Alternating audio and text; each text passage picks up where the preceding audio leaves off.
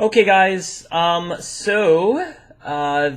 been a little bit of time since we did our last Codex reading, so this episode right now is another Codex episode. So as usual, if you are not interested in Codexes, feel free to skip over this one and go to the next video. Otherwise, let's go ahead and learn some more stuff from our game, shall we? The journey so far, finding a home. The Moshai's rescue. You saved Moshai Shefa, but angered her by refusing to destroy the Ket Exaltation facility. Jal approved of your decision, hoping the Resistance can one day rescue the innocent Angara still trapped inside. The traitor in Kadara port. You worked with Reyes Vidal and the Resistance to free the traitor Van Terev from Sloane Kelly's prison, sending him back to Aya for judgment. But it doesn't talk about who ended up on the throne of Kadara, which is kind of strange. Crew like no other. Kalo Jath. Kalo trusts you as both the Tempest commander and its personal friend. Tensions between Kalo and Gil Brody have come to a head. Despite their differences, Gil and Kalo have finally found a way to collaborate on improving the Tempest. I'm glad to hear that. Liam Costa. You and Liam have been through a lot together. His methods sometimes invite risk, but you generally agree. I wouldn't say generally. And Liam thinks rescuing his contact Verond went a long way to making Pathfinder mean something for everyone in Helios, not just the Initiative. Liam's more certain of his own role as well. He's planning something, but is holding off until the Angara can be a part of it too. Assisting Jal may address that. Lexi Tapero. Lexi is beginning to feel more comfortable in her role as Tempest Doctor. While you don't always see eye to eye, you both share a mutual respect of each other's abilities and an excitement for the unknown. PB is becoming your resident expert on remnant technology, but she's maintaining her distance from the team. You and PB have become closer, but you opted not to start a sexual relationship with her. Yeah, that's right. Vetra likes to describe herself as someone who gets things done. She seems very committed to your mission and the Pathfinder team's success. The fact that she brought her sister Sid with her to Andromeda might have something to do with her dedication. She confided in you that when Sid and Vetra's father abandoned them, she had to raise Sid alone. Her life has been spent keeping her sister safe and giving her the best life possible. In their circumstances, if the Initiative fails, Vetra will have failed Sid. She refuses to accept that outcome. You've left Gil to his job taking care of the Tempest systems, which seems to keep him busy. You and Gil have bonded outside of work and are developing a friendship. You opted not to use Sam's help in the poker game, and Gil thrashed you effortlessly, but not thrashed enough. You and Gil are forging a close bond, and he's confiding in you and exploring major life issues. You and Suvi also spent some time talking about your respective families. Suvi's parents were both academics and inspired her to begin her journey in science. Your relationship... Jal appreciates the time you spent with him, learning about him and his people. He's also incredibly grateful for the part you played in rescuing Moesha. He really likes that you took his advice in the Ket facility. Angara don't hide their feelings. Your friendship will grow. Your relationship with Jal has evolved into something more relaxed and friendly, but you have plenty more to teach each other. I'm hoping. Exploring Helios. Power play for Kadara Port. Here we go. You helped Sloane Kelly remain in power at Kadara Port, forcing Reyes Vidal into exile. Sloane still refuses to rejoin the Nexus, but at least she's less hostile towards you. It wasn't because I wanted that to happen. It was because I didn't want her to fail or to lose in that way by a dishonorable duel. That's all that it was. The Initiative. Andromeda Initiative, Jean Garson. Founder of the Andromeda Initiative. Based on newly uncovered information, it is now understood that Garson was murdered on the Nexus upon first arriving in Andromeda, at the hands of an unknown assailant. Though the motivations of her murder remain unclear, it has come to light that a silent partner or benefactor was the true source of funding for the Andromeda Initiative, a secret that Garson kept from the public, which much to her later regret. The Nexus. The Nexus Cultural Exchange. The Cultural Exchange was created to support the Andromeda Initiative's principles of peaceful exploration in the new galaxy. Given the high likelihood of contacting sentient alien life in Andromeda, the exchange was designed to educate and inform local species about the history and intentions of the Milky Way settlers. The hope was to avoid many misunderstandings, which could lead to suspicion or hostilities, and instead foster an air of cooperation beneficial to all. With first contact established between the Initiative and the Angara, the cultural exchange has become the Initiative's de facto embassy. Behind the scenes, diplomatic staff are preparing briefs for the Nexus leadership on Angaran culture and social cues. Orientation and language classes have begun for Angara, who wish to have a more long-term role in the Nexus or serve in the militia. That's really good. I'm really happy to hear that. Andromeda species. The Angara. Angara biology. Though there are variations from adapting to different planets, all Angara are warm-blooded mammals that favor a cool, wet climate. Angaran females typically give birth to several young who require support and supervision, resulting in large extended families that become accustomed to living and working together. Donated Angaran anatomy textbooks reveal that the epidermis of their skin is a photoelectric and photovoltaic. Specialized electrolyte cells, regulated by a specialized organ called the taon, allow an Angara to generate a much greater electromagnetic field than most organic species and exercise fine control over it. When needed, an Angara can unleash an electromagnetic pulse that damages weapons and electronics. Minimized pulses transmitted through touch serve as social cues. So they're sort of like eels, electric eels. Angaran culture economics. Angara rely on participatory mixed economy, applying elements of socialism, capitalism, and an informal barter system. The exact means of market control varies on a contextual basis, reflecting the needs of a civilization primarily focused on its survival.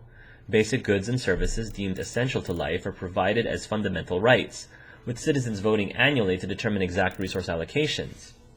Advanced personal technology or luxury items are acquired through a state-controlled capitalist market.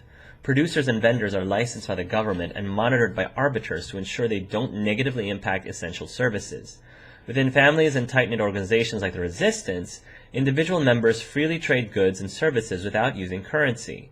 Value placed upon something can vary wildly according to a person's needs. Disputes over barter trades are rare, as Angara take a long-term and generous view of economic interactions with each other. And then, what was the thing? Was it the Roakar?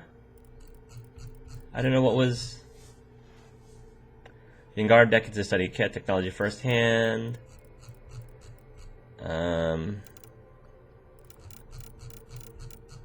Angara Lost Colony Worlds. I'm not really sure which one.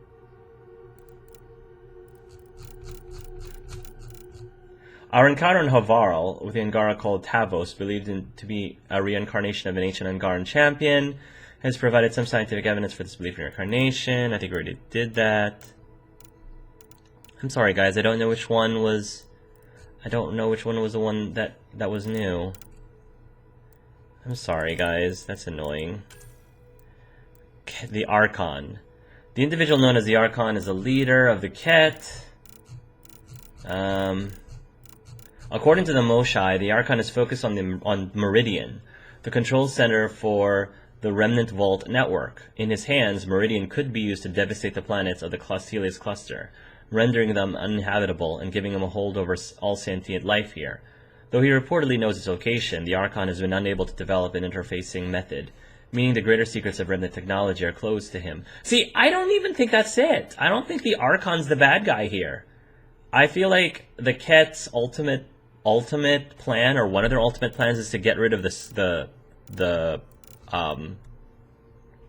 Scourge. That's my guess. That's my guess of why he wants to get to Meridian, is because he's trying to stop the Scourge. Outlaws, Agent. Solarians have always operated at the very cutting edge of technology, believing that anything less is a waste of their capabilities. The Solarians who have chosen to become outlaws are no less exacting, preferring to operate on the sidelines rather than leading an assault. They often deploy holographic decoys. While the decoy cannot damage an enemy, its kinetic barrier generator means that enemy targeting computers will register an impact when it's shot. This forces enemies to divide their attention and allows the Silurian agent to flank or escape. Apex has attempted to research these decoys for larger-scale development against the Ket, but have been unable to create a convincing thermal signature. Meanwhile, it can be expected that these Silurian agents will continue to refine their work. The Collective. Few veritable reports of the Collective exist beyond Kadara Port. They claim the collective is a spy network of Milky Way outlaws in Angara who use blackmail, espionage, smuggling, and hacking to gain leverage on Kadara. The collective is said to be led by the Charlatan. No reliable data is available on this individual's identity, well, until now, but the Charlatan have been quietly amassing influence since the Hyperion arrived in Andromeda. Those who cross the Charlatan are dealt with ruthlessly. Intercepted transmission shows that the Outcasts consider the collective's growing power a threat to their own position. The Outcasts' focus has shifted from harrying Nexus trade convoys to arms deals, putting them on a war footing. The collective's response has been less public, but many Outcast supporters have lost their fortunes or disappeared without a trace. Without Reyes Vidal, now revealed as a charlatan, the collective is vulnerable to reprisal. Apex reports that Sloane Kelly has already ordered a purge of collective sympathizers.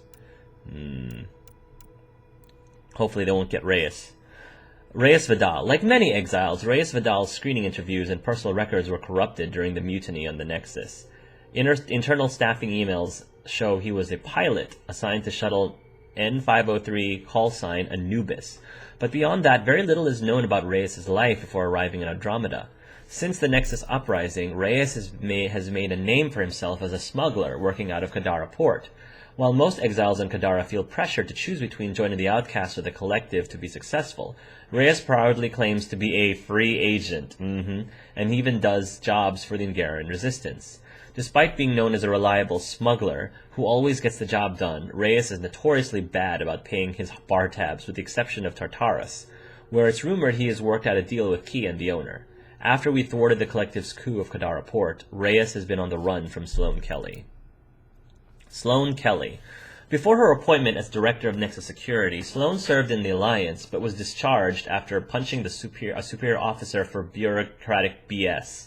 Some of the Initiative's senior leadership had concerns about Sloane's temper, but former Director Jean Garson admired Sloane's passion and believed her frank attitude and resourcefulness would ultimately keep the Nexus safer than someone who ran things by the book. Well, Jarun Tan felt differently. Relations between Sloane and the new Initiative Director, while never good, quickly deteriorated during the uprising. Sloane was vehemently against the Krogan, against the mutineers, and took it personally when the Director went behind her back to make a deal with Clan Nakbor. Upon learning of the Director's intervention, Sloane switched sides and joined the rebellion. Although the uprising ultimately failed, Sloane gained legendary status among the exiles and amassed a group of followers called the Outcasts. After leaving the Nexus, Sloane traveled across Helios to Kadara Port, where she defeated an invading Ket force and set herself and the Outcasts up as the ruling power on the planet. With Reyes Vidal gone, Sloane remains the de facto ruler of Kadara Port. However, this seems to have brought little peace of mind to Sloane, who is using all available resources to hunt down Reyes and any other members of the Collective. Hopefully, I can still intervene and keep that from happening, because I think, honestly, if Skylar had to pick, he'd pick the Collective over the Outcasts. But that's just not the way things worked out. Hopefully, I can stop her from, weeding out the rest of the Collectives, because Skylar prefers the Collectives over the Outcasts, like I said. Hydra. The strange technologies of the Helios cluster offer many outlaw and exile groups opportunity rather than scientific mystery. With access to black market salvage, remnant technology, and stolen gear from the Andromeda Initiative, some have crafted non-standard but highly effective battle mech suits nicknamed Hydras. Most Hydra units are armed with a chain gun and devastating laser-guided RPG volley, pinning down enemies before bombarding them with heavy fire. Unapproval jump jet designs and mass-lowering Element Zero cores assist in ground clearance or leaping at a target.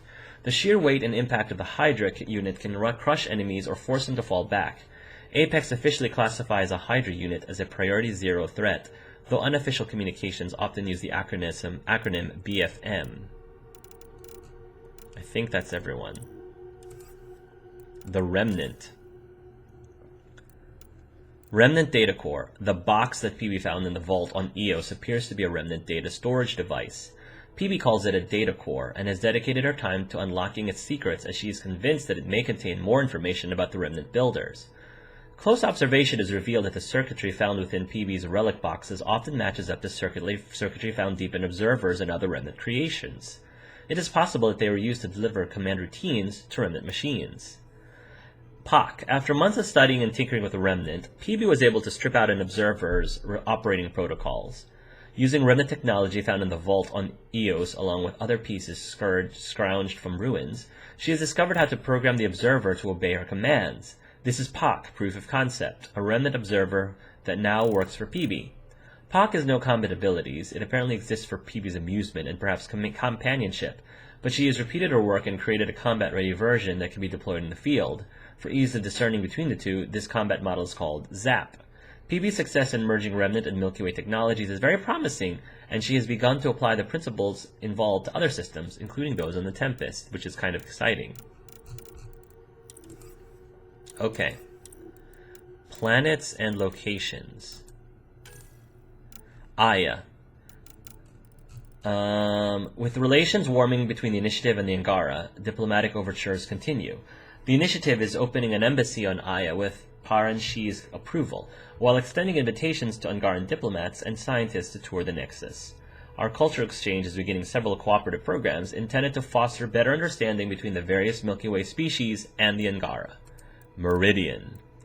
Evidence in the Aya vault shows the network of remnant vaults across the Helios cluster is controlled from a central point known as Meridian.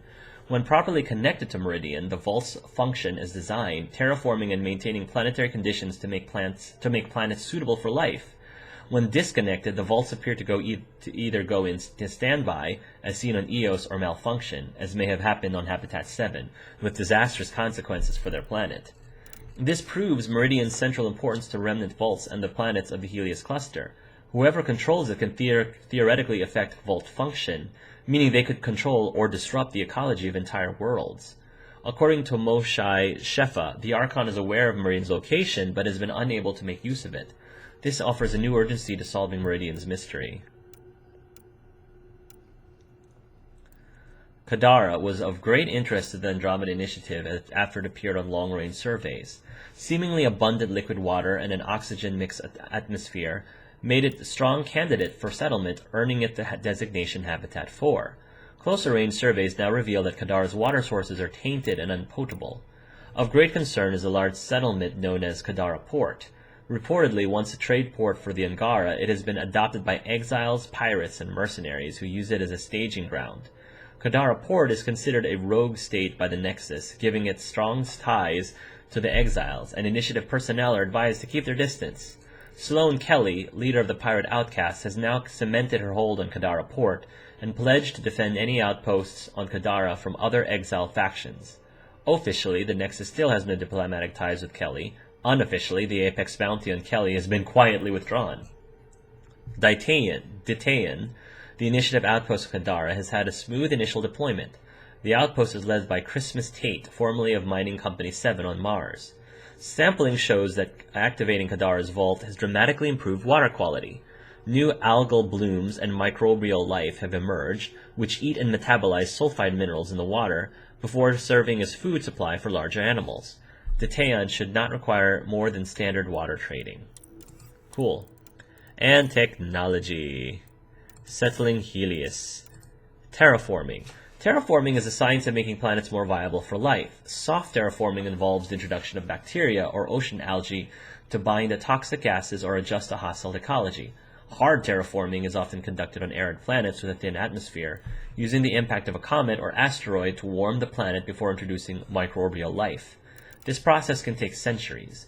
Terraforming even a barren planet often involves significant financial and ethical hurdles. The Andromeda Initiative has the capability for terraforming if necessary, but is limited by the timeframes involved. The Golden Worlds surveyed from the Milky Way were intended to support quick colonist deployment, with second-tier candidates identified for potential terraforming later. If the remnant vault on Eos is intended for terraforming, as evidence shows, its function is unprecedented. The ability to effect change on a global scale in such a short time defies our understanding of planetary science. The vault on Aya not only confirms that the remnant builders use their technology to terraform planets, but that the vaults are part of a massive network across the Helios cluster with a central control point dubbed Meridian. The existence of Meridian places the vaults and their operation in a larger context. A species capable of engineering on a cluster-wide scale would not need to terraform worlds to survive. Though reactivating the vaults results in an environment agreeable to Milky Way species, it is entirely possible that their renewed viability is a means rather than an end. And that's it, guys. Short and sweet. So, yeah. I think that's it. So thank you guys so much for watching. And until next time, love yourselves and love each other.